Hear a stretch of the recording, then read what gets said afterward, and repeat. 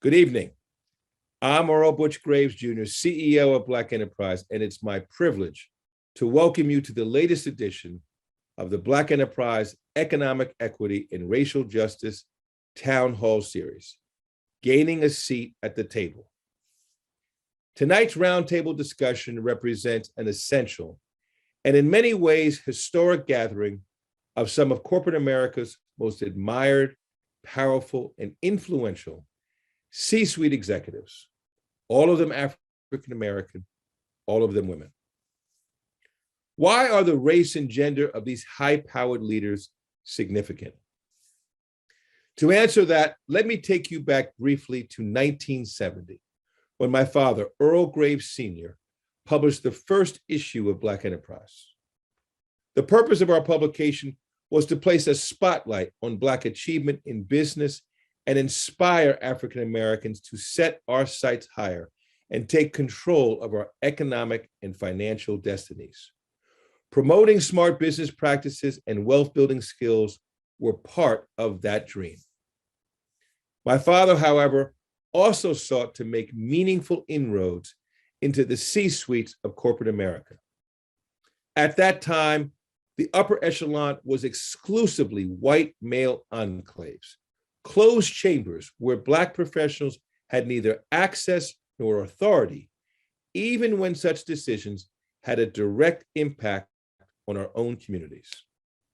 And my father knew all too well that the power of the C-suite and the boardroom had extended well beyond any single company, in fact, influencing actions and opportunities across the nation.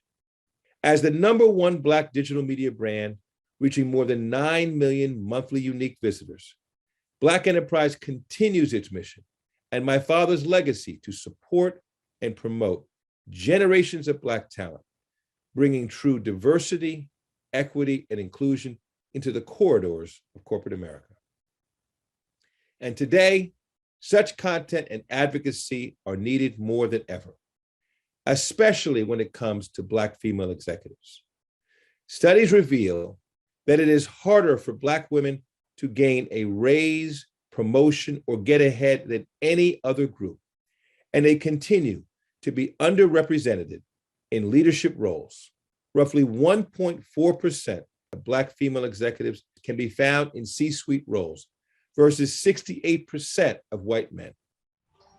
Only 2 Black women serve as CEO at one of the nation's 500 largest publicly traded corporations. This evening's discussion promises to offer analysis, commentary, debate, and action plans focused on the elevation of Black women executives on all fronts.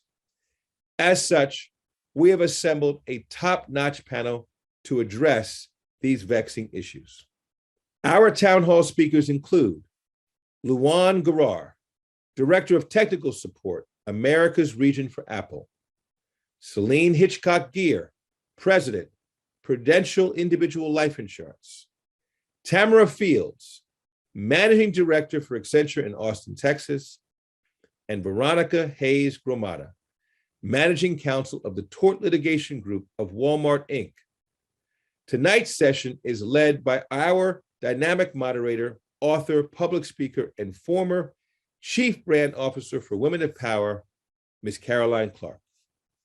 We also invite you to join this powerful conversation by sharing your questions and comments via the chat feature. I would like to extend my deep appreciation to our host sponsor for tonight's town hall, our good friends at Apple. We also want to thank Accenture, Prudential, and Walmart for their investment and participation in this vital event. Lastly, we extend our gratitude to our partner in the Town Hall series, the Executive Leadership Council, the preeminent global organization focused on developing Black corporate C-suite and board leaders. Now, before we begin our conversation, we will hear remarks from ELC member Nancy Armand, Head of Portfolio Management, HSBC Bank USA, and Adele Meese-Warner, Senior Director, Global Employee Relations for Apple. Thank you, Butch. On behalf of our CEO, Mike Hyder, my fellow board members, and our membership, it's a pleasure to be here representing the Executive Leadership Council. You've done fantastic work with this town hall series, and we are pleased to be part of this dynamic programming. Gaining a seat at the table for Black women is among the most pressing issues we face in business today.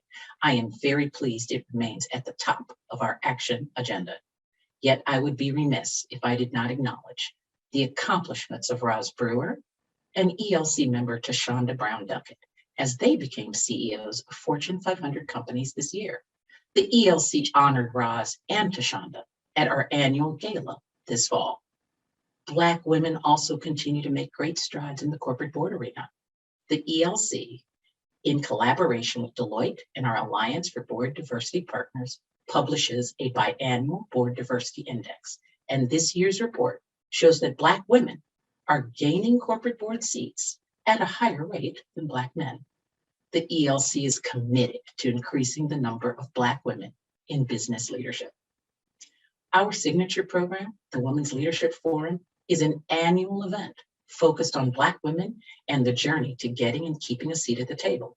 It's one of our most popular programs, and our Power of Women at Work event, one of our newer programs created for more junior Black professional women, is quickly becoming one of our most popular learning and development offerings. Our CEO, Mike Hyder, and the ELC leadership are committed to increasing the number of Black women executives. When Mike took the helm in March, he was adamant that gender parity is a key issue for him. He is focused on advocating for leadership opportunities for Black women.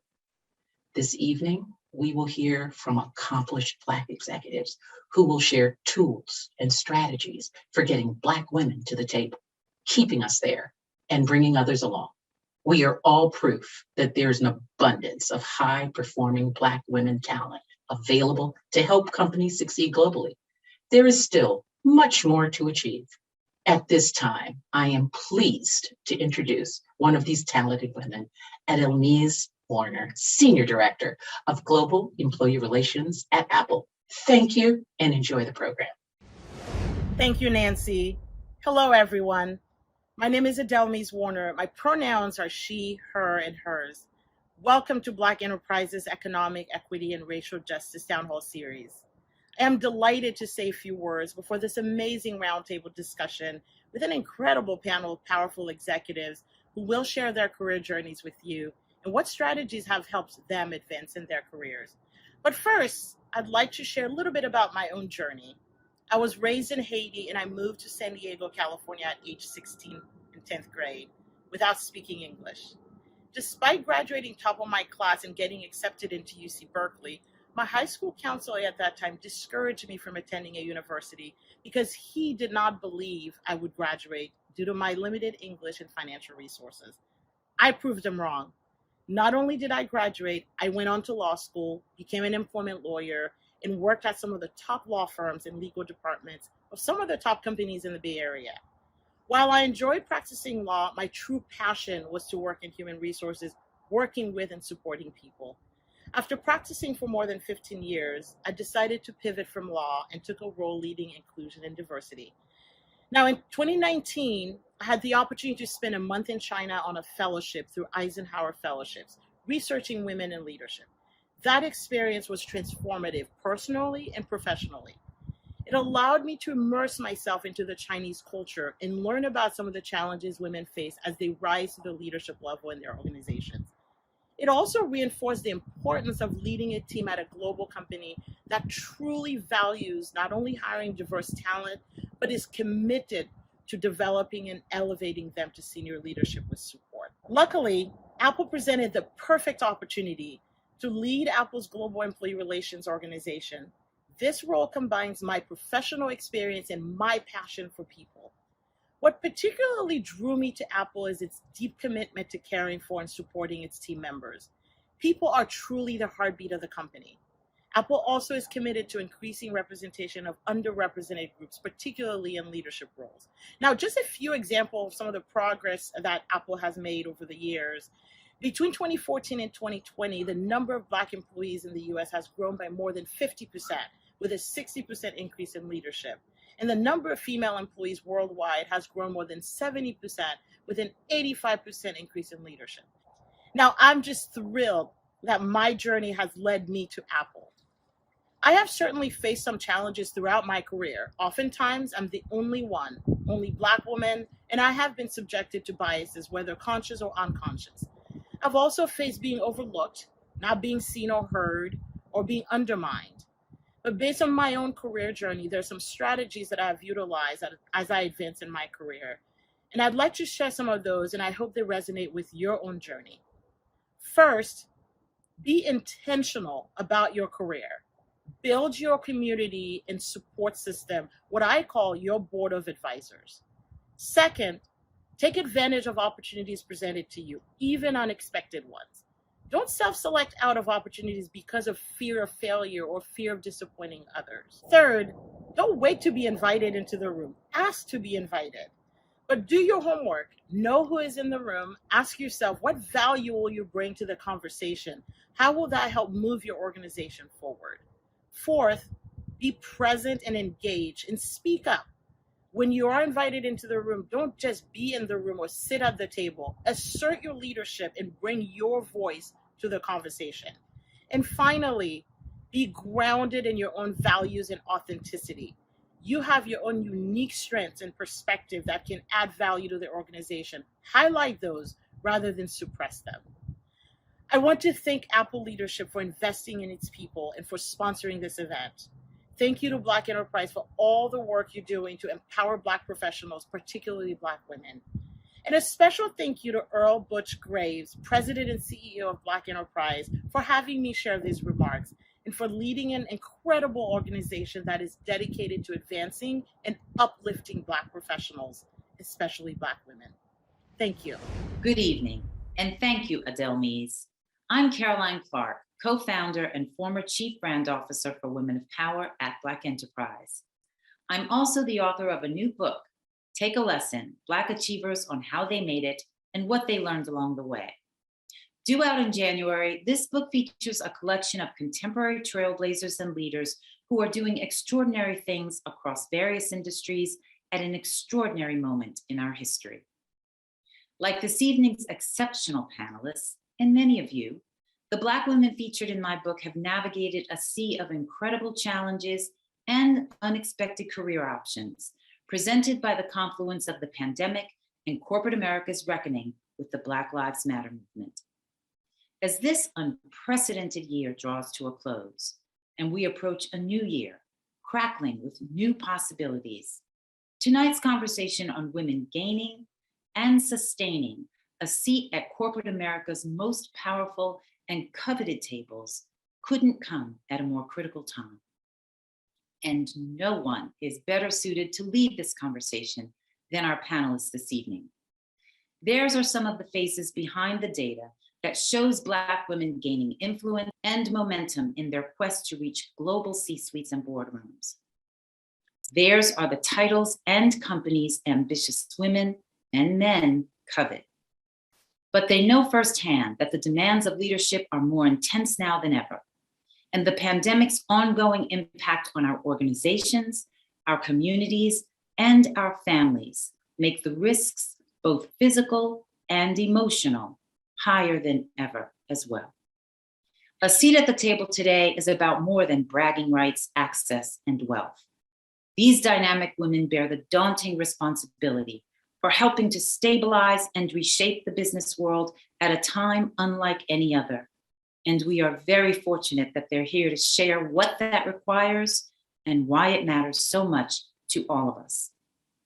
Please welcome Tamara Fields, Office Managing Director at Accenture, Lawan Garer, Director of Technical Support for Apple's Americas region, Celine Hitchcock-Gear, President, Prudential Individual Life Insurance, and Veronica Hayes-Gramada, Managing Counsel 2 at Walmart. I want to get started. I think it's really important to lay the groundwork for exactly what you do and how you got here. Your journeys are critically important and really meaningful to all of the women listening who aspire to be where you are. So Tamara, let's start with you. You are, I know, the regional face for the global consulting giant Accenture there in Austin, Texas. And I understand you took on a new role in the last year or so during critical times that really required you to take a leap. So talk to us about exactly where you are, what you do, and how you did get here.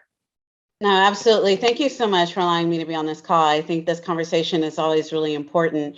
And I think it's important for all of us to share our journeys. I think when I think about my own journey, I was already the Austin office managing director, right? So I managed more than 5,000 employees here in the office. But about 2 years ago, right before COVID, I took on a new role. We had a reorganization at Accenture, a new growth model that changed the way we were going to serve our clients globally, and actually changed even the way we reported our financials. And so with that global change came an opportunity for me to take on the South Market Units, one of our geographic units, Director of Operations. So basically a Chief Operating Officer for our South Market Unit. And it was a big shift for me and a very different role. Before then, I'd always served clients, always served in a client capacity. And so to take on an internal role where I'm responsible for the P&L and the cost basis and revenue of that business unit was a very unique challenge for me and an opportunity. And then, of course, I took on that role and COVID happened. And so that initiated quite a lot of change that I had to account for. And I'm glad I took the role, but I have to be honest that, one, that role became possible because of a mentorship relationship that I had the previous year. I had reached a point in my career where I wasn't as satisfied. I felt like I wasn't expanding as much as I wanted. I had talked to our global chief executive officer at the time, Julie Sweet, and she recommended it. I needed to talk to this individual who was running one of our key business units at the time, and she thought a mentoring relationship with this individual would help. And I said, okay, sure. I already have a board I already have a board of directors. I already had these individuals I was talking to. I was like, I don't really think I need someone new, but I went ahead and, she reached out to that person. They reached out to me. We scheduled our conversation. And I remember, the first couple of conversations that we had, I don't think I was getting value out of it. I don't think she was getting value out of it. And so she stopped on the third session. She said, Tamara, I don't feel like you're being transparent with me in terms of how you're feeling about your role, your job, and where you are and everyone you're working with right now. For this to work, you have to be honest with me. You got to trust me, and I will do the same. And it was interesting to me because I think as a person of color, as a woman, I'm cautious. I'm cautious because I think we have a lot of challenges. There are a lot of unconscious biases out there. There's a lot of things that I think frame our reality. It's not easy moving up a ladder. And so, I didn't want to communicate to something that can come out like not every conversation is protected. And so when she said that, I had to challenge myself and say, okay, she's right. I'm not being authentic here in how I really feel. And when I did, it really shifted our conversation. It shifted how she spoke to me and helped me think about where I was in my career and what I needed to think about as opportunities. I had a very narrow view about how I needed to move up the chain and what I thought I could do based on my skill set. She helped me rethink my skill set. She helped me rethink the possibilities and the opportunities. And because of that conversation, when an opportunity came, I was willing. And I said yes. I don't know that I would have said yes without those many months of mentorship and rethinking about where I was myself and the opportunities that were out there. And I took on that role, and it's been really good. I'm really happy I took it on. But at the same time, I would tell you it was scary. In the first 6 months, I had a lot of imposter syndrome rise up. And, felt very insecure. I had a lot to learn. And so it's been an interesting journey. But, what I would say is that you have to allow yourself the opportunity to grow and move up and recognize that sometimes the path that we think we are supposed to take is not the path we should take. And you got to be open to whatever opportunities are there and be willing to take on those challenges. It's so true. I just completed writing a book called Take a Lesson. Black achievers on how they made it and what they learned along the way. And Peg Alford, who's the first Black woman on Facebook's board, is in that book. And she made the point that no matter where you are in your career, and this is, I think, a woman tendency, we tend to feel we're not ready for that next step, even when other people around us are saying that we are. And she's like, nobody's ever ready. Like, we just have to get rid of that, jettison it, you're never ready, you go anyway, right? It can't just be a growth mindset. If you're going to lead, it's got to be a go mindset, no matter what's sort of put in front of you. So Luan, I want to hear about your career. It's so interesting. You're at Apple. You've been there for 21, almost 22 years. But your first move into management happened at MCI Telecommunications, right? So can you talk to us about, where you are now, what you're doing, and how you got there? Yeah, so let me start by saying thank you for having me on this panel. I had the opportunity to join the last 2 Women of Power conferences in Las Vegas and soak in all the learnings from the wonderful speakers. So what an honor and a treat to be part of a panel today with these women. And a bit about me, I am a director for technical support in Apple Care. And I really have the honor of leading a workforce of thousands of advisors in their management structure that talk and chat with customers every day. And how I got there, well, that's a lot to unpack in that question. But going back to MCI, I was in sales. And Tamara, you said rethink your skill set. And that's exactly what happened to me. After a few years in sales, I knew I wanted to do more. So I actually applied for and went for a job that was an exempt sales role to a non-exempt customer relations role in the call center, as that's where the growth was happening. And I realized it was more important to chase my passions than to chase money or chase a title. And if I wanted to grow, I needed to go to the parts of the business that were growing.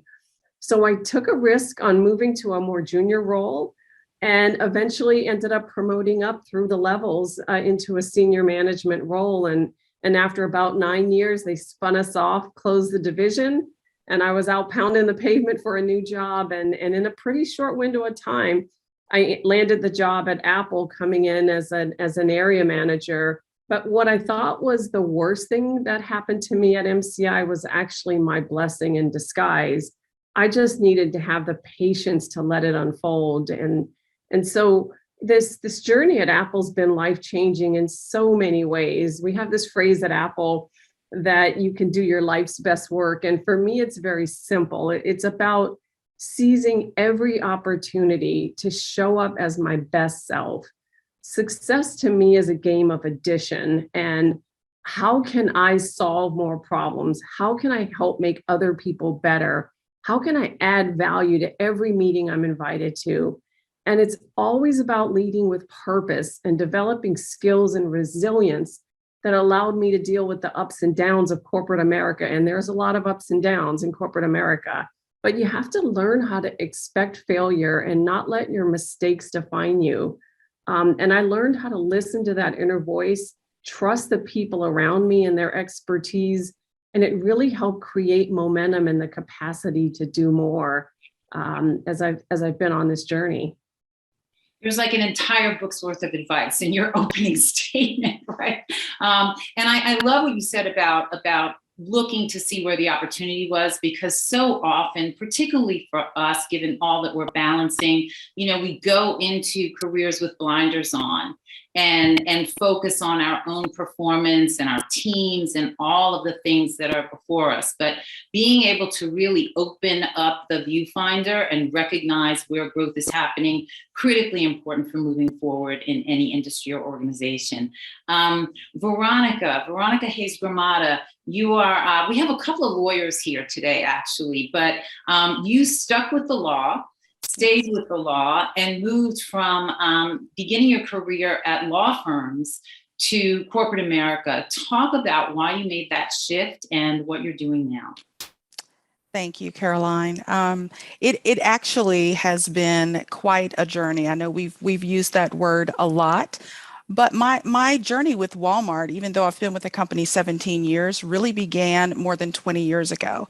Even in private practice, Walmart was one of my clients, and I always intended to go in-house and to be a part of a large corporation.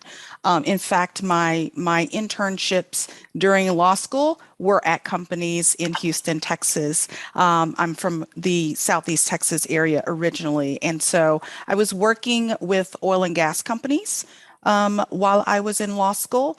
And then after having a judicial externship, I was given some advice to really look around and think about whether I wanted to be a lawyer within the oil and gas field or whether I might be interested in something else.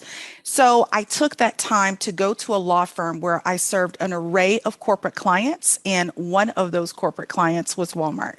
I had the opportunity to work on fin diet drug litigation. And one thing that really resonated with me was the opportunity to work on cases that really impacted everyday life. Right. And so thinking about everyday life and the familiarity with products and products liability and being a consumer, it was something that was very relatable to me. Therefore, something I was very passionate about, especially being a litigator, but a litigator in a space that was highly regulated and where I could have impact by also providing legal advice and counsel to my clients so that they could improve on the value proposition that they offer the consumers, their customers. And that's something that was very important to me. So fast forward a few years after being in private practice, I'm beginning to think about that next phase. Do I go down the path of working towards partnership, or do I go down a path of going in-house, which again was always a part of my vision? And over the course of, I'd say 6 to 8 months, I went on what I would describe as a listening tour, sort of reaching out to those trusted advisors in the legal space and asking them what would be a reasonable next step to help me get to that next rung in the ladder on my career development. And I kid you not, over the course of those months, I had no fewer than 7 or 8 people all mentioned to me Walmart. It was at a point in time when Walmart was really growing its legal department, and they wanted to definitely have a very well-rounded and diverse team that reflected skill sets and abilities of lawyers from across the country. So I initially was very hesitant because it would mean moving to Northwest Arkansas. And so even though I'm a Texas girl, I had grown accustomed to living in Houston, living in Dallas. And so think about this. This was nearly 17 plus years ago. And I'm talking about moving to the northwest corner of Arkansas, where I hadn't really visited, where I didn't really know anyone. And it really was a slice of small town Americana. Well, I will tell you, after meeting one particular phenomenal Black woman, her name is Cole Brown. I've got to give her that shout out. Cole recently transitioned into an executive HR role, a chief HR role with American Airlines. I met Cole at a mixer of outstanding Black women from across the Dallas area and who had ties to the area. And she began to tell me about her journey with Walmart. And as I looked at this gorgeous, statuesque, intelligent, successful woman, and I listened to her journey, and she described that journey for me and all that it had afforded her, I put my trust and my faith in her, and she had put her trust and faith in the company, and that was good enough for me. So the next time the phone rang, it happened to be a call from Walmart, again, through some connections I had with other very strong, successful Black women. And I answered that call. That was 17 years ago. And so it's been an amazing journey from them being my client on the outside to my client on the inside. And though I originally said, okay, I'll do this Northwest Arkansas thing for maybe 5 to 10 years until my daughter graduates from high school and college, again, 17 and counting, and I'm still here. And it's been an amazing journey. The geographic piece of your story is important, right? Because particularly for Black women, geography makes a difference, whether you're talking about global opportunities or seeking opportunities domestically. Sometimes, we get hung up in those spaces where there are not a lot of us and we're hesitant to go. So kudos to you. And that's a really important point to make as well.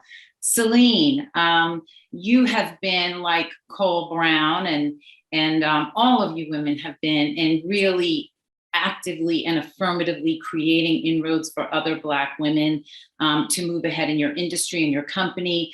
Prior to being at Prudential, you were a president and CEO more than once in smaller companies. So you've really been operating at the highest levels of corporate space for a long time in an industry where there are very few of us historically. So talk to us about where you are now and what have been really the most critical points along that journey.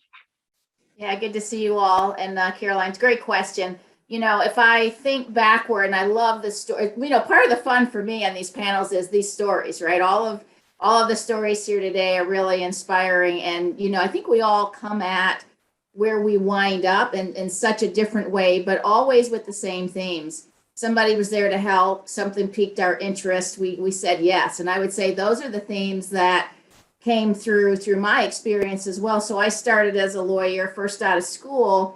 I started to do things that wound me up thinking about an estate planning type practice, helping people with wills and trusts. And I just so happened to get my first insurance company job not long after I joined the law firm. And my big idea was, go learn something about financial products, go learn something about financial planning. I had gone to law school trying to change the world, didn't quite come around like that in actuality. So I said, what can I do to really help people? And I thought, I keep seeing problems. How do I help people with these problems? People come to lawyers after something happens. Very few people come to lawyers to actually plan and get something done right. So I was all excited to get into financial services, to actually go back to law practice. So some 30 plus years later, I've never gone back. And I have just taken a lot of different turns. But I would say, one of the things that I found to be really important for me personally was to love the work that I do. I can't think of, waking up every day and spending all the hours that we spend doing the work that we do and not having some connection to its purpose and having some belief that we're doing what it is we need to do. And I've always been committed to trying to make things better for people. And, I find myself now, these 30 some years later, in charge of an insurance company where in the midst of COVID, taking care of family, taking care of community, thinking about how to be planful is really top of mind. So I can't even imagine how lucky I am in having a role where I actually get to have that impact. But along the way, the things that really stuck out for me is, unlike my co-panelists here, I would tell you I was not very intentional about the things that I did. And it was largely because I kept finding myself in this learning journey. I was very curious about a lot of things. And for all of us who live in large organizations or in corporate environments, we all know the formula of when you ask a question, you typically get the assignment. And that just kind of kept happening. And before I knew it, I had more and more responsibility and decided somewhere along the way that I was going to stay, that I really wasn't going to go back in law practice. I do keep my license open. Maybe it'll be a hobby somewhere when I retire, but what I found was I always had someone around me that was either encouraging me or otherwise finding the next opportunity. I really didn't myself lift my head up all that often to say, gosh, what else should I be doing? But I would say that, I was kind of secretly good at networking. Couldn't have told you that's what it was back then, but I was very good at forming relationships. I always listened to other people to try to understand what was going on. And I'd say over the course of my journey, what I found the most is that because I had talked to someone or worked on something with someone else, they came to find me for the next thing up or for something else that they were doing. And, lo and behold, that turned into my first president and CEO job. I was 37 at the time and left Prudential. I'm a boomerang at Pru. I left Prudential to take my first P&L assignment in a smaller company, really to get my arms around sort of a next stage opportunity. But again, not really thinking about what it might lead to, but more thinking about where I was in my personal life, had small children. I had an opportunity to move. My then husband and I at the time were looking for a little bit quieter environment. We were in New York, moved to Maryland. So things always just sort of shaped up. But I would say it was because of the relationships that I had formed actually doing things along the way and having enough, I guess, success in actually being able to get good accomplishments under my belt. And I wouldn't call them huge, right? I'd say, continuing to maintain just an ongoing ability to bring new ideas, to execute well, to make sure that things that, we were doing got done, that we were thorough. And so the teams that I led and work that we did led to some great success. But I feel very, very fortunate to be here. And so if I think about this as my last step, right? So in a career, you kind of say, well, where do you want to be? If I think about this part of it, being a president of a company in a large public organization is probably at the end of a runway, right? You say, where else can you go? There may be some other things. But that all came about because of a relationship I had with someone who works at Prudential now, who kind of called me up and said, hey, Celine, I know you're where you are now, but we're doing a lot of great things here at Prudential. Do you want to come back? Another woman named Caroline Feeney. And I said, she come talk to us. And so I did. That was 5 years ago. I've had 3 senior roles since I've been back, but that was through her reaching out, really, again, having known some of the things that I'd known her for years, but just having stayed in contact and actually kind of really watching each other, I guess, over the course of our careers and staying in touch. Those relationships are just so very valuable. And I heard that in some of the other comments as well. So I just feel very, very fortunate and would say that, despite all of the ups and downs, and we all go through them, having good people around you to lift you up, encourage you, and to remind you of all the good that you're doing has really been helpful to me. And I really am thankful for the folks who have supported me along that 30 plus years. I think one of the things that's so impressive about your story, Celine, and I know this has happened with many of you, is that people have sought you, right? You may not have seen the opportunity, but somebody saw you in that role.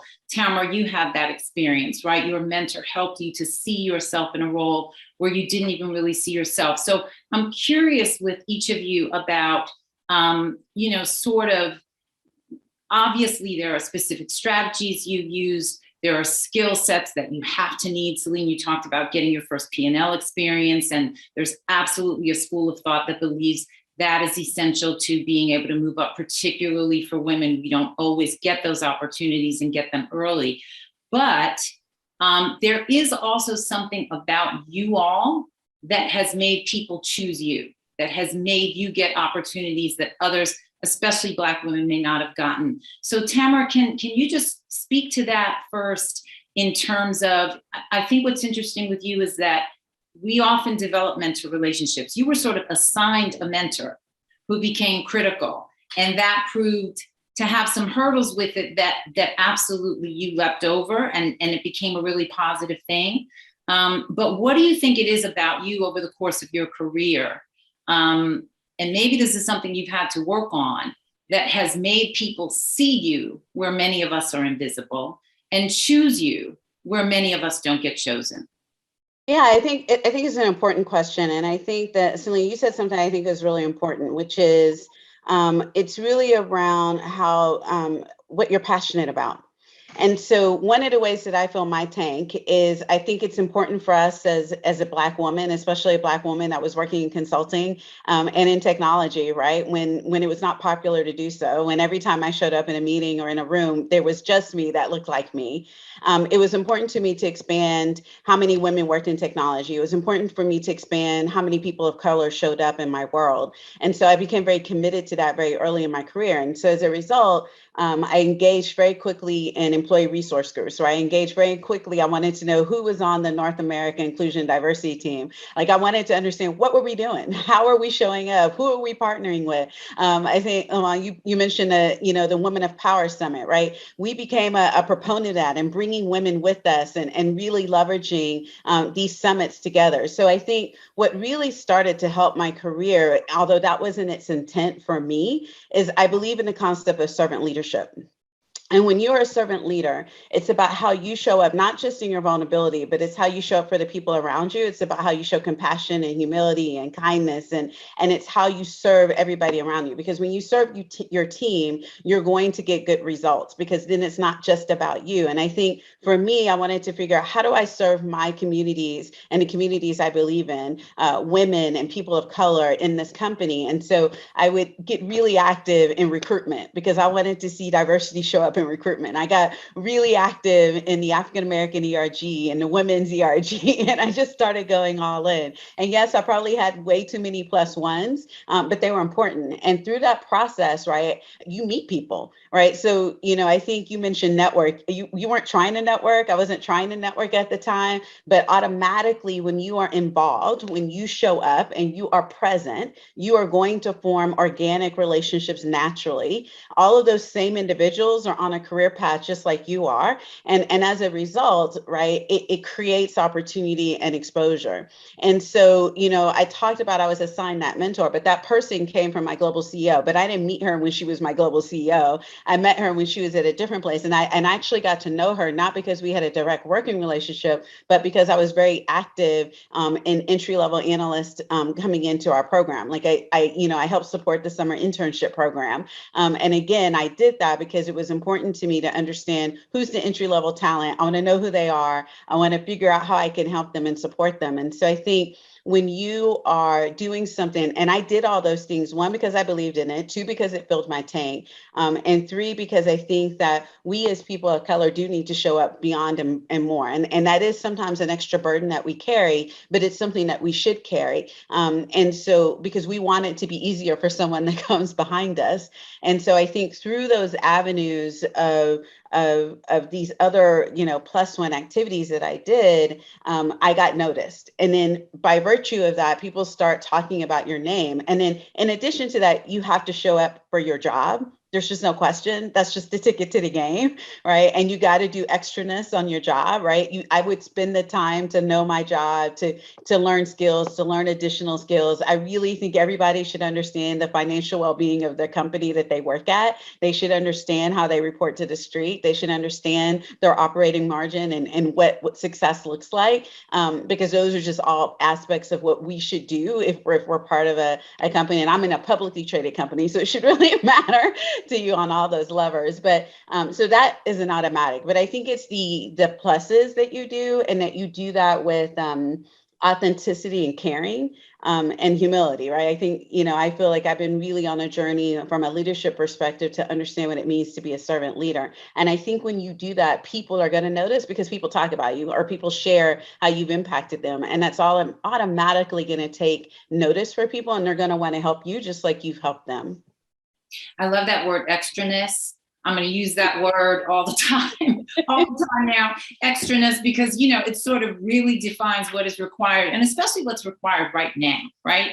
There is just a whole lot of extra happening, and there's a whole lot of extra required to just endure in this moment, and to navigate and to keep yourself in the game, no less to keep leveling up. So Lawan, I love that you talked about the risk you took in accepting a position that was a step back for you, because there is no roadmap to getting ahead, and assessing the opportunities that are presented to you as they come is so critically important. Can you talk about how you go about assessing opportunities when they come to you? How do you decide, okay, it's going to be this risk is going to be worth taking, versus I just can't do this right now? I think it really is an opportunity for everybody to take that minute, take that step back. And for me, it was about finding my voice and figuring out how I'm going to navigate these people, and how am I going to contribute to this conversation, and how am I going to learn from the situation that I am. And you said it earlier, be ready. And you really do. You have to shift gears and be ready. Be ready for that next big assignment, that next role, that next opportunity. Some people call this your presence or your brand. But for me, it's always been about, how can I be my true authentic self, but also be mindful of people's perceptions of me and my reputation, And I really look at it as kind of three simple things that I like to do every day to, especially early in my career, to hone and expand the view of myself in the workplace. And what I would start with is this notion of administrative excellence. I mean, we have to be excellent in everything we do. We have to show up at the top of our game. We can't take a day off. We have to read materials in advance of a meeting. We have to weigh in when others ask for feedback or an opinion. We have to pay attention in meetings, especially when the topic's outside of our area of expertise. We have to be timely in responding to emails and calls. We have to have deep expertise in our business. And we need to have that strong awareness of the functions and people outside of our group. It's great to be an expert in the world that I'm in, but how can I learn more about functions and things outside of my group and really add that broader value across the business? The second thing I would say is just being very mindful of how you show up. And these are really tough times, and people are having different emotions. They may have a heightened sense of anxiety, weariness, sadness. People are confused. People are finding hope. I could go on and on with the world we find ourselves in today. But I would say in these moments, you want to be known as a thought leader or someone that has a keen awareness of the current climate, but also thinks carefully about things and brings people along on the journey. It's important to believe in yourself and be intentional about how you show up. And my mom used to say, fix your face. Sometimes you have to just really think about, how am I showing up today? And how do I want to show up in this meeting? I want to be that person that everybody wants on their project or their team, because you bring that candor and you carry that positive energy and that spirit. And it's okay to have that pit in your stomach and not have all the answers, but still carrying that sense of belief in yourself and that you can do this. I would say the third is really listen to your people, trust them, involve them, provide them context, heap praise and feedback on them. Collaboration's at the heart of what our culture here at Apple, and success is rarely a solo act. It's a team, and there's no magic bullet for success. It's just dedicated and intentional work. And I think about, how can we do something very simple, very efficient, that has the highest probability of success? Focus on my team, focus on the things that we need to adapt, build loyalty, and extend that to our customers. And it's not easy in this environment, this virtual environment that we're in, and you have to be your own best cheerleader for yourself and your people. But for me, like many women, we're all challenged to be better today than we were yesterday. And, the key to my success has been making sure that trust is gained, that people know they can count on me, and that I take the time to know people and build teams that focus on success. And ultimately, it reduces obstacles along the way on your journey. Fix your face is like the universal Black mother's credo to her children, right? Especially her daughters. And actually, my daughter says that to me. Everybody says that to me. It's a thing about not letting what's in your heart necessarily show up on your face, especially in the virtual environment and in that meeting. But this whole notion of not just how you show up, but what you're really carrying with you to the table, right? You get that seat at the table. We are often carrying so much and so many with us, those who've gone before us, those who are hoping to come behind us. And so being attentive to our face, our skill sets, our excellence, and all the extraness that we always have to engage is so critical. But Veronica, I'm interested to know, with your journey, those who have championed you, have helped you level up, obviously, but we all have detractors. We all have people who are trying to get into our heads and diminish our own sense of who we are as we're trying to see ourselves in certain spaces. How have you dealt with those moments in your career where you were reporting to someone perhaps, or working alongside someone who couldn't see for you what you could see for yourself. How do you navigate through those moments? I'll begin with this. It's one of my mantras, and it is, I am perfect enough to know that I'm not perfect. Right. And so there's a saying that I've heard quite often, particularly at my company, which is, feedback is a gift, right? Whether you agree with it or not, if that perception is in the mind of one, it may be in the mind of many.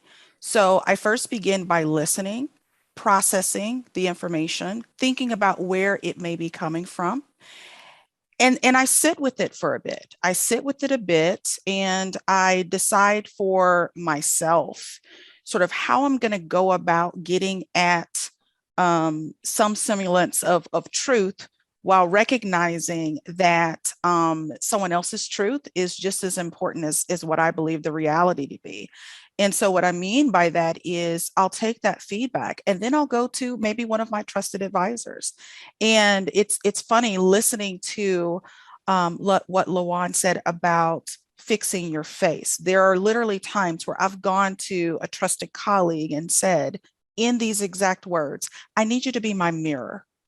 I need you to see what maybe I'm missing and be that mirror and reflect back to me or parrot back to me those glimpses of whatever it is that maybe I'm missing, so that you can help me in my own self-critical analysis. Now, I'm not going to internalize it. I'm not going to accept it as my truth, because it's okay to what? Be imperfect, be perfect enough to know that you are not perfect. But then what do you do with that information? That's what's most important to me. So when I've had those detractors, I have at times, given them some acknowledgement that what they are seeing is at least valid from their perspective, and saying, I'm going to give that some thought, but then going back at some later time. So in the moment, it doesn't sound defensive. I've gone back and said, I really reflected on our conversation, and I want to thank you for helping me to see that there was another way to see that issue. This is what I'm going to do in our interactions going forward. Now, I did not say that I'm 100% wrong. I did not say that they're 100% right. I've just acknowledged the fact that whatever that interaction is, I need to navigate that maybe a bit differently. And more often than not, it's well received. Occasionally, it's not.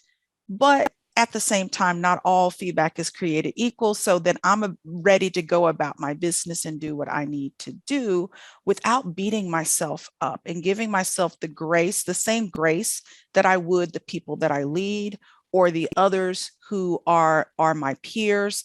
And I just move forward and I let my work speak for itself. So I think being willing to accept that feedback and realizing that sometimes there are some grains of truth there without having it defeat you is the way I like to go about things.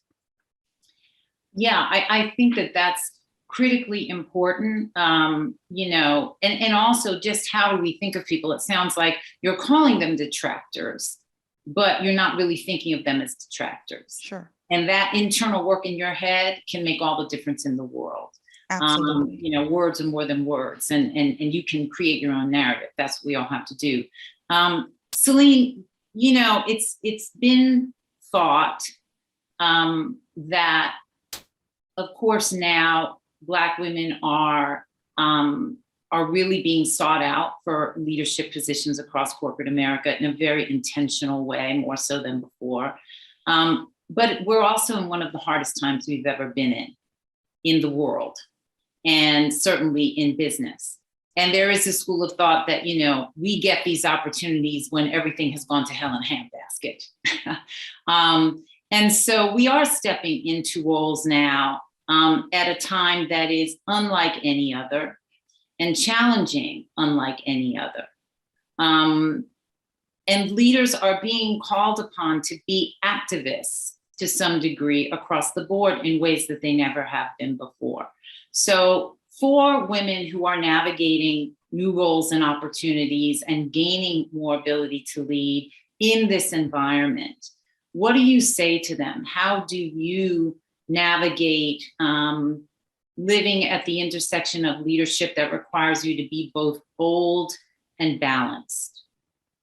Boy, do I love that question. And isn't that the truth? We always get to be captain of the ship when it's kind of going down. It's not on those smooth waters, but you got some challenging things ahead.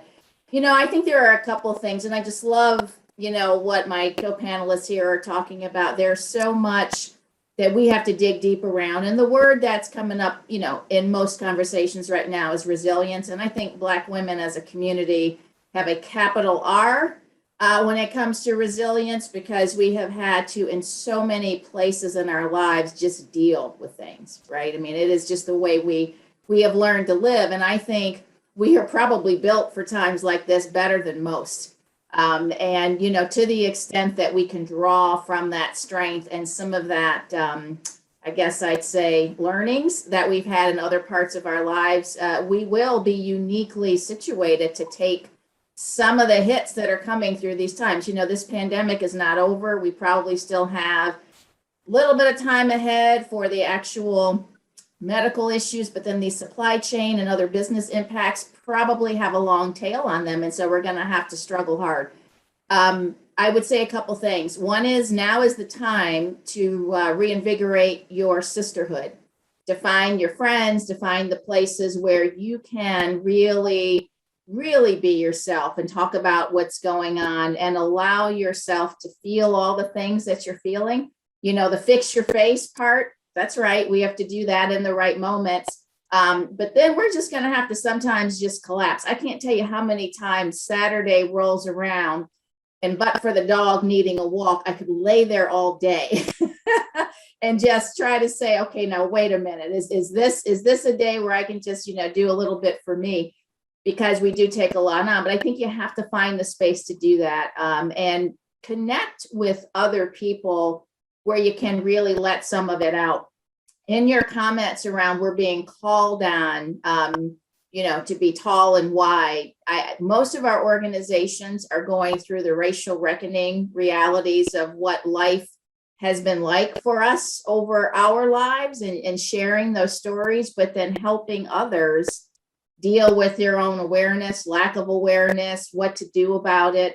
Most of us are going to have a heightened sense in our organizations of probably 10 things that all of us have known should have been happening for a lot longer than they're just getting talked about today. And we are asked and called upon to help elevate those conversations, to give them, authentic voice and to stand behind them. So yes, we are going to get pulled in 1,000 directions.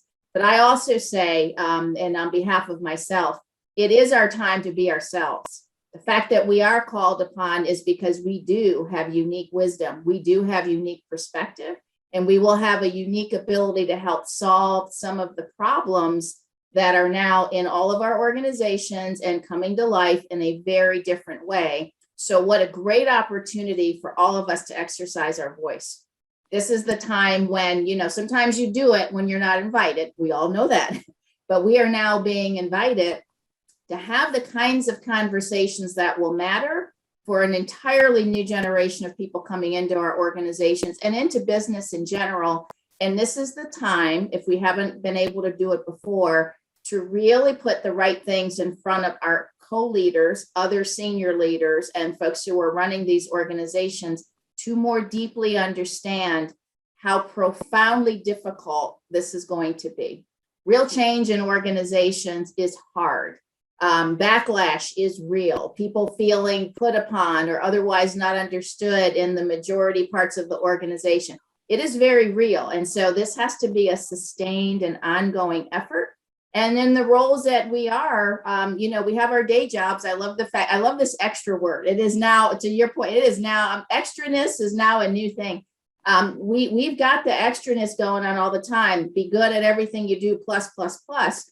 So now this part of the extraness is going to be hopefully a little bit more in our comfort zone, where we've probably had 5 or 10 things we've wanted to say, bring up, work on, deal with. Now we can. So I'm hopeful that part of this sustained change, everybody's asking, right? Is it a moment? Is it a movement? We have to be part of that movement, but it is going to require us to bring that extraness on a regular basis and on a very consistent basis. And I'd say the door is wide open for the reality of what everybody now is going to have to confront, which is to really get there. You have to count, you have to measure, you have to have real accountability. You have to face a lot of things that organizations are not used to facing, but we have to be part of that conversation. So, I'd say going back to where I started, I think we are uniquely situated in this time. I think we have all of that capital R resilience that we will just continue to pull ourselves through. But what an opportunity for us to bring some of that more fully into our organizations and to find others around us to help carry some of that weight, because it is a lot. We're going to need to extend ourselves to find those partners. But I think it's a real opportunity, and it's probably one of the times where most of us will do something much more impactful than we even know. That is such real talk. And I think, that critical question, is it a moment? Is it a movement? Even as relates to the opening of the gates to Black women and what we specifically bring is so important. But it's not the easiest thing to navigate, going from, in some cases, semi-invisibility to, heightened visibility and even a level of conspicuousness as everyone sort of pivots in your direction to say, oh, this is about you and you all, what do we do, right? So that whole question of how do we share this so it's not our burden to solve our own situation, which we know is not really our situation. It is an American, global, corporate dilemma. How do we really not have that become our burden and a job on top of a job, which is beyond just extraness?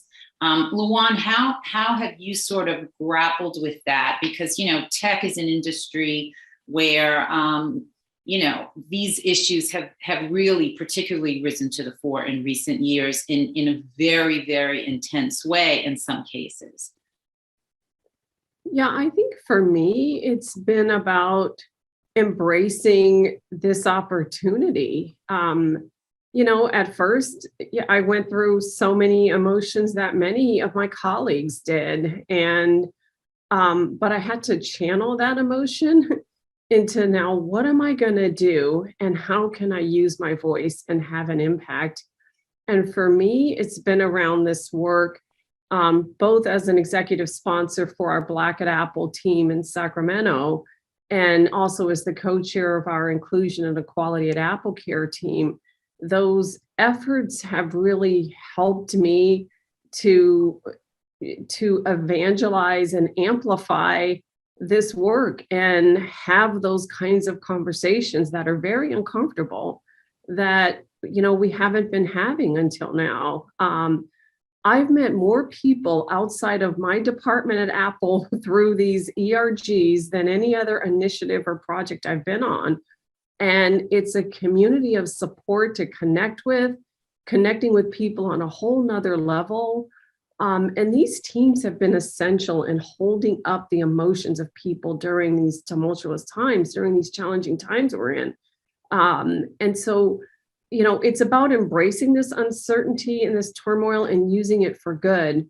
And so when I think about the work that we're able to do, it's an opportunity to be candid in our feedback, but also to do something. And these incredible teams are coming up with fresh ideas and new ways to think about things and solving problems for the broader team and really advancing the cause of equality and belongingness. People want the same things when they come to work. They want to feel valued, they want to feel heard, and they want to feel like they belong.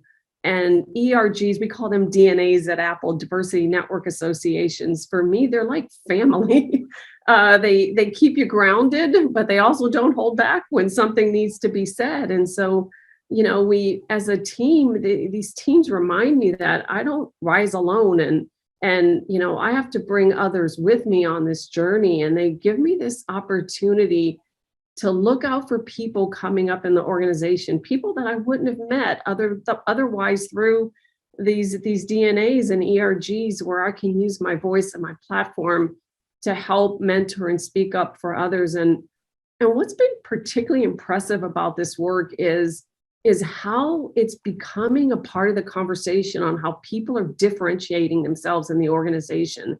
I was talking with a senior manager recently about someone on my team I wanted to give some more responsibility to. And this manager asked me, are they involved in any of the DNAs? Are they involved in community support? Are they involved in any of these broader efforts? And it was so refreshing to hear that involvement in these aspects of our business is viewed as integral to what we expect a leader that wants more responsibility to be engaged in. And these flexing these new muscles and learning these new skills outside of the day-to-day, it's something to really be passionate about. And I think I'm thrilled to see that increasingly this work is not extracurricular, but it's a part of what we expect of leaders.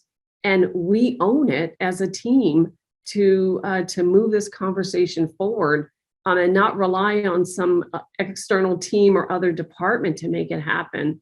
And I think there's a long road ahead, but I'm really encouraged by the work that I see and the passion and the commitment within the organization.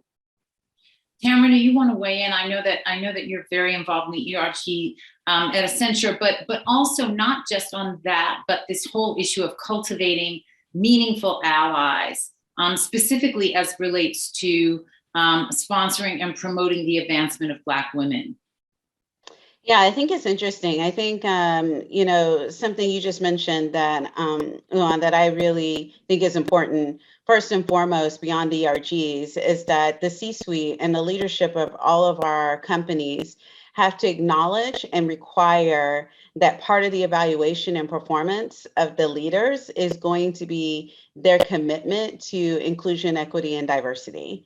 And I think, within our company, post the George Floyd social unrest and the impact that they had, we had already moved to a shared model result, but under our shared model scorecard, right, IND became a part of that assessment for all of us. And so it's part of my requirements. It's how I'm evaluated, and my rewards are tied to that. I do think that's really important, because when people see leadership at the top, making it accountable and part of how you show up and your rewards are tied to that, it definitely creates allyship.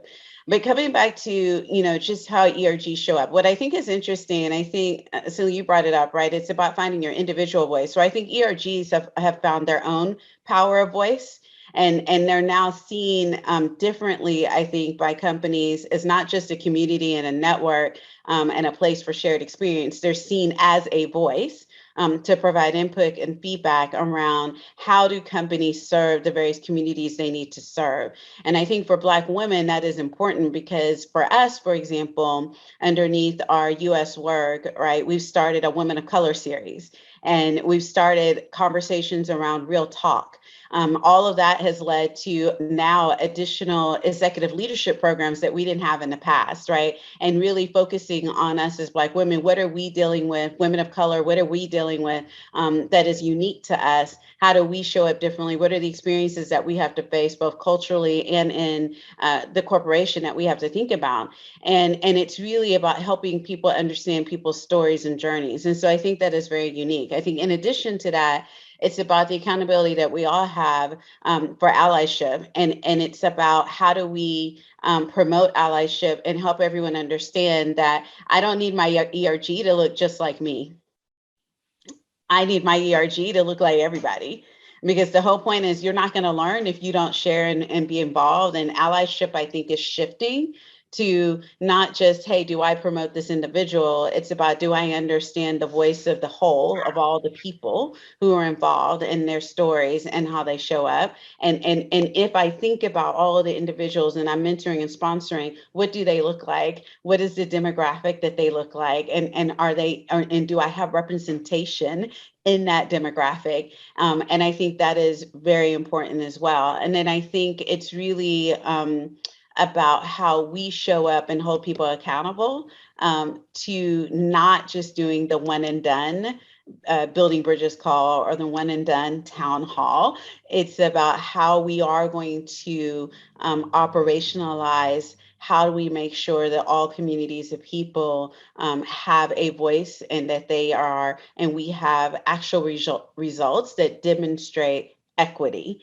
And I think that is really important in all facets and aspects of how we show up. But I think at the end of the day, what's different now is that we have, as ERGs, have power, and we got to exercise that power. And that power is by stating what we want and being very clear about that, not being afraid, being courageous in sharing that, and also being very courageous in sharing the stories that our people embrace. Like I just mentioned on a call recently, and this is a colleague of mine, and I want you to understand, he had positive intent when he made this comment, but it's an example, right? So, he shared, he's like, Tamara, you took on this role and you really had the furthest to come in this role. And you did a really good job. We were really surprised at how fast you learned. And again, right, this person was trying to be affirmative, right? But in my mind, I'm thinking, why was I the one that was identified as the most to learn? Why were you surprised that I could learn quickly, right?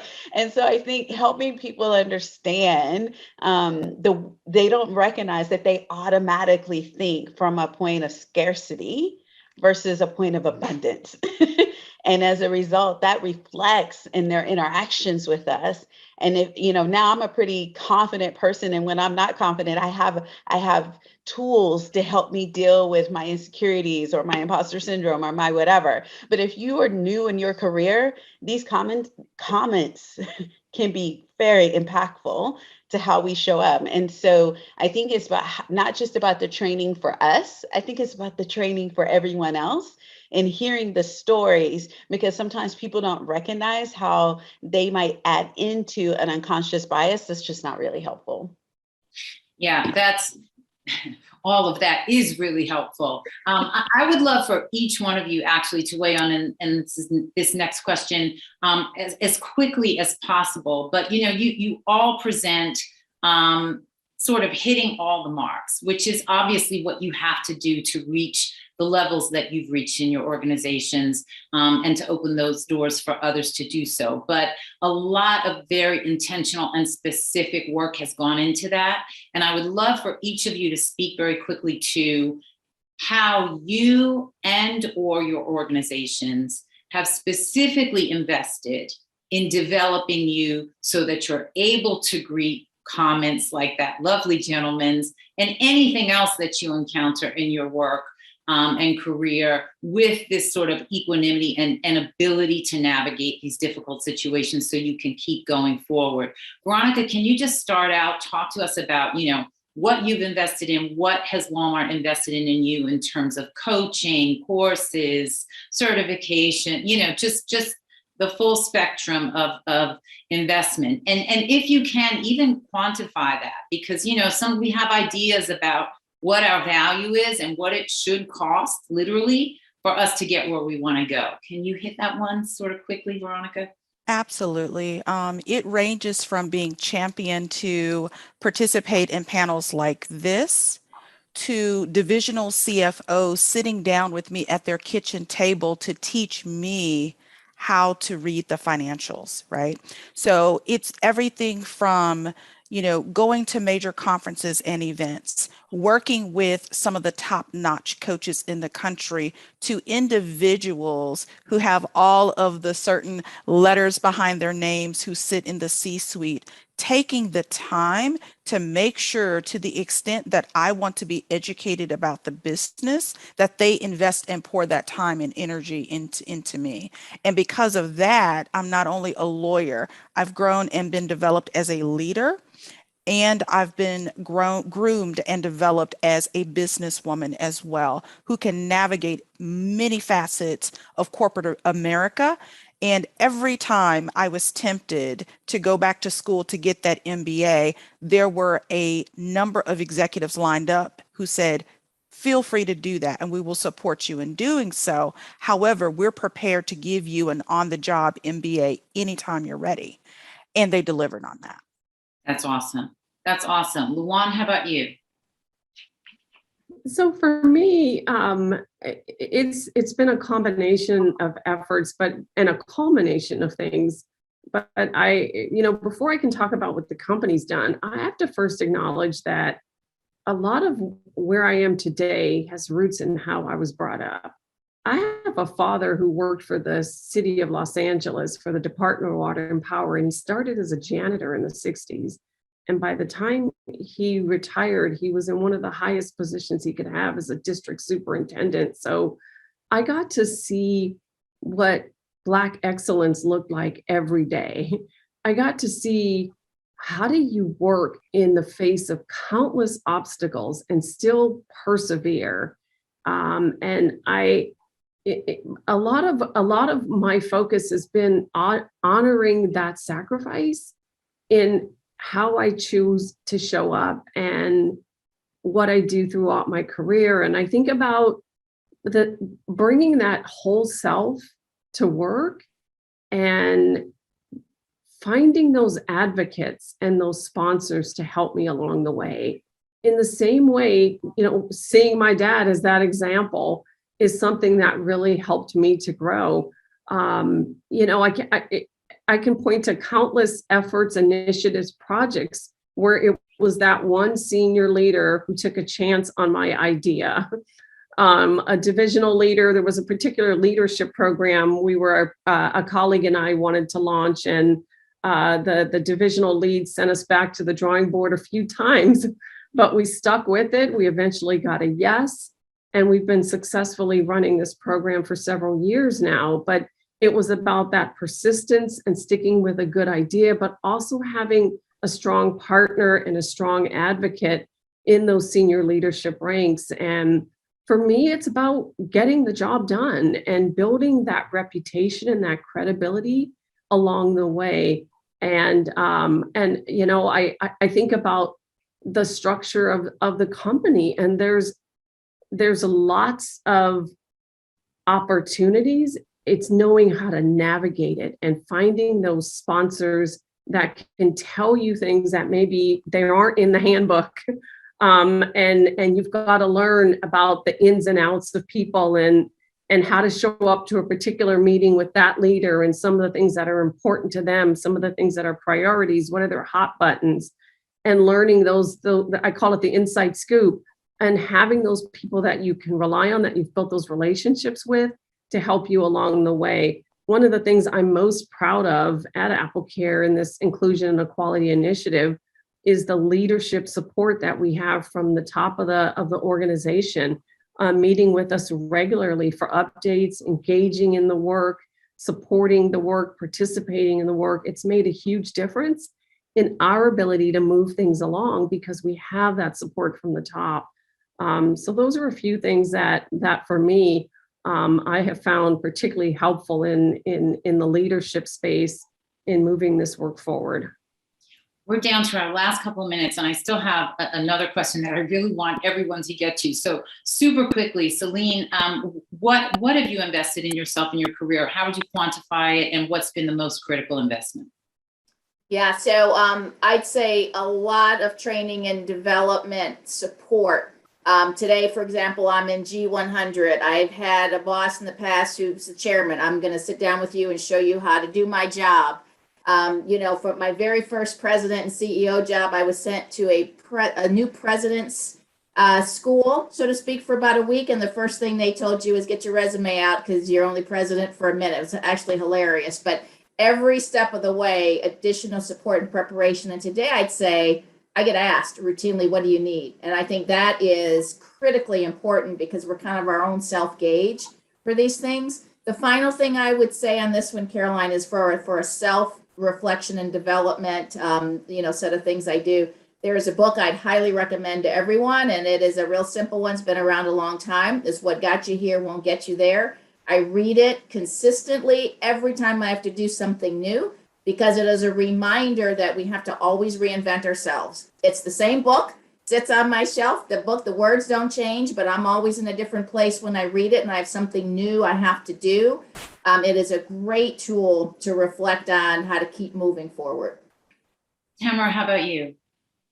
I think I'm really thankful because I feel like Accenture has done a lot, and I have to echo the comments of training development. We have specific training and development at mid-tier to executive level for people of color and for women. I've been in those programs. They've been very essential to helping me learn our business, learn what success looks like, understand how we operate.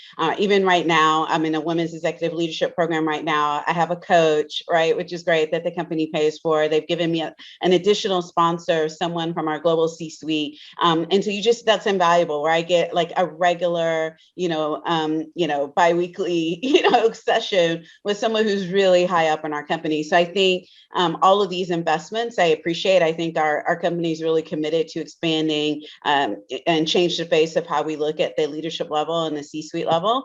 And so I think for most people, I agree with Celine, you need to ask what you want. You need to know what you want. You need to be intentional about that. And you got to do that courageously and not with arrogance, but with humility, right? It's really seeking from a place of, I want to learn and I want to understand. Because I think when you do that, people want to help and sometimes they don't know how to help. And you give them an opportunity to do so, they will. I just want to follow up with you, Tamara, and then I want all of you to answer this question. What are you specifically doing to help other Black women coming through behind you to get, to the highest rung they can and reach their full potential? And then what's your greatest concern about that trajectory in a sort of generalized way for us right now? Yeah, absolutely. I mean, I have intentionally chosen to take on a series of women and become their mentor. And I'm very intentional about that.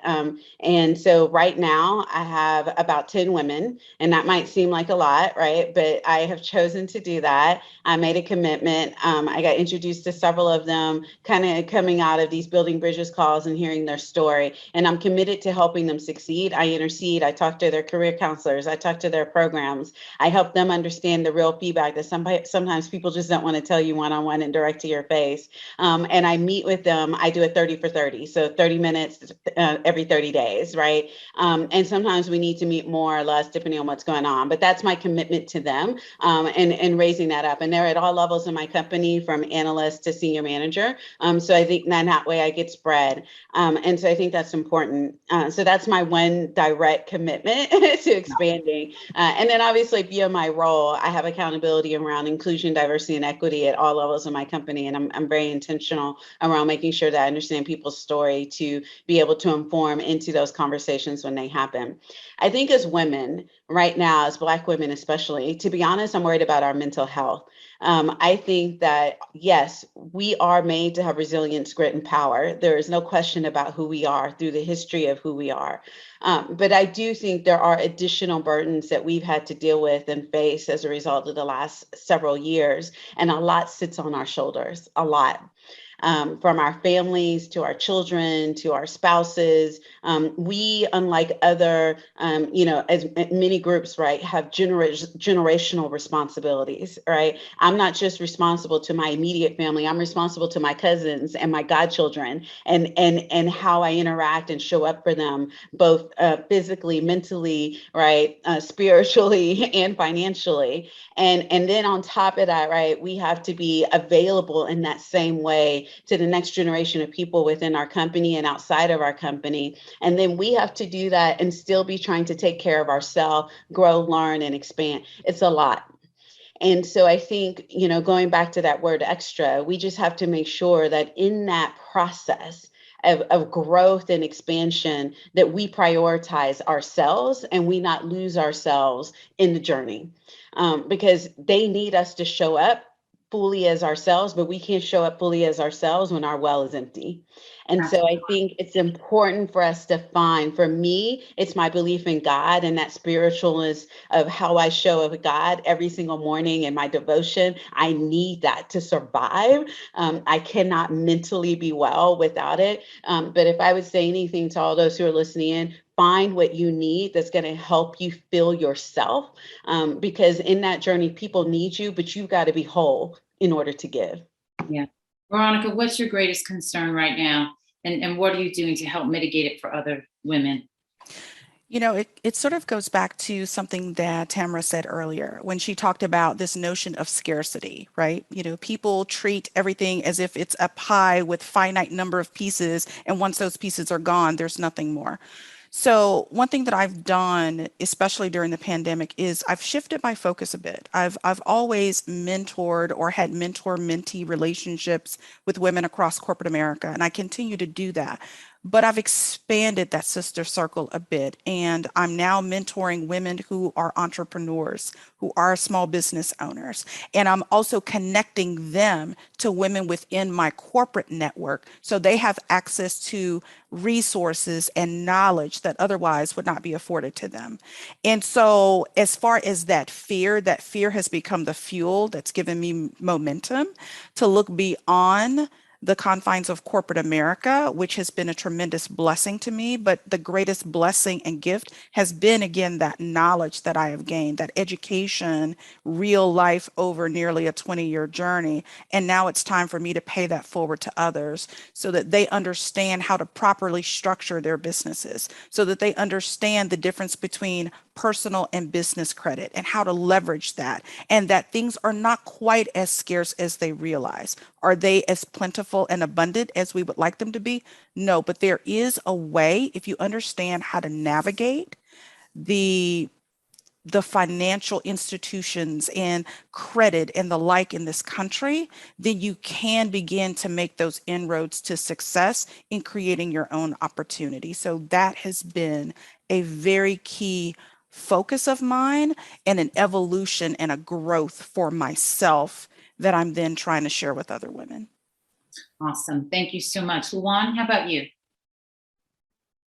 So as far as it relates to mentoring others, one of my colleagues at Apple uses this phrase, an empty cup can't pour. And I think you first have to, focus on what am I doing for self-care? What am I doing to make sure that I can be my best? And that hasn't always come easy for me, this notion of putting others aside and taking care of myself and catching my breath in that moment. But it's really, really important that I have a good sense of self-care. And I'm also a Christian, so prayer is a big part of my life and navigating good times and bad. And, I also tell people don't hesitate to seek professional help in life. And I would say that to my sisters out there, know when you need that professional help to navigate the challenges of life that will be thrown at you. I mentor women here at Apple. We've got a formal mentoring program. It's been a real joy over the years. And those are some of my best days at Apple, is when someone on the team gets a new opportunity or gets a new role or takes on an expanded scope. And I maybe had a small part in that. It's about giving that support in that direction and mentoring people on their journey. And so that's been a huge part of what I do here. But I also think you asked what am I worried about? And I think for us as Black women, this notion of, kind of head down, work hard, be grateful. It's a good notion and there's nothing wrong with that. But it, working twice as hard for half as much and putting everybody else in front of us can take a toll on our mental and physical health. And we want to strive for excellence. We want to be heard and we want to show up, but it can't be at the expense of who we are. And so part of my voice now is learning how to have that balance, learning how to do it myself, because they're watching. They watch if I'm working on vacation, and learning how to, support others on the team and people that I mentor to do that as well, because, that empty cup can't pour, and we've got to be mindful, look out for each other, build that community of sisterhood across the organization, build that community of allies and really learn and how to navigate these challenging times we're in together. I think those are a few of the things that come to mind for me. Celine, you get the last word. All right, now I'll take a slightly different tack to try to wrap this part up, and that is, I start with my concern and then what I'm doing about it. My concern is I think we are in a time where we're going to get more opportunity. Not only is it time for that to happen, but there's more awareness. My concern is that the business systems and structures that we work in will not change enough for us to really thrive, be confident, comfortable, and actually succeed. So, you can get there, but, can you actually get to the point where you want and your aspirations are met? So what I'm working on specifically is how to reframe a lot of our business structures so that we are inclusive by design, that we are rooting out bias at the core, that we are actually building into business practice the reality of how we say we want to live. And unless we can do that, we're going to have a hard time securing some of the gains I think we're going to make over the next couple of years as heightened awareness is there. But I think we have a real significant challenge on long-term sustainability unless we get at root causes. And so I have a number of things I'm working on across the organization to help shift and sustain so that we actually do have an environment where the things we say we want to do can happen. And those of us who get opportunities or who join and come into these environments actually find a home and feel comfortable. What a phenomenal conversation. Ladies, I can't thank you enough. This has been so meaningful, and your candor and your willingness to share your personal professional experiences will make a difference for a long time to come. Thanks once again to our panelists, Tamara Fields, Lawan Gower, Celine Hitchcock-Gear, and Veronica Hayes-Gramada for such a meaningful and empowering exchange. Continued success to all of you. Thanks to HSBC's Nancy Armand from the Executive Leadership Council and Adele Mies-Warner of Apple for their opening remarks. And to our Town Hall Series sponsor, the Executive Leadership Council, our host sponsor, Apple, and presenting sponsors, Accenture, Prudential, and Walmart. Finally, thanks to all of you for joining us this evening. Please register for Black Enterprise's next virtual town hall coming in January, Black Business Development, Achieving Parity in Capital and Contracts. Also, ladies especially, join Black Enterprise for the best reunion of the new year when the Women of Power Summit goes live once again, March 24th to 26th at the Bellagio Hotel in Las Vegas. You heard our panelists say how much they've enjoyed and benefited from it. I can promise that you will too. Wishing you blessed, healthy, and happy holidays.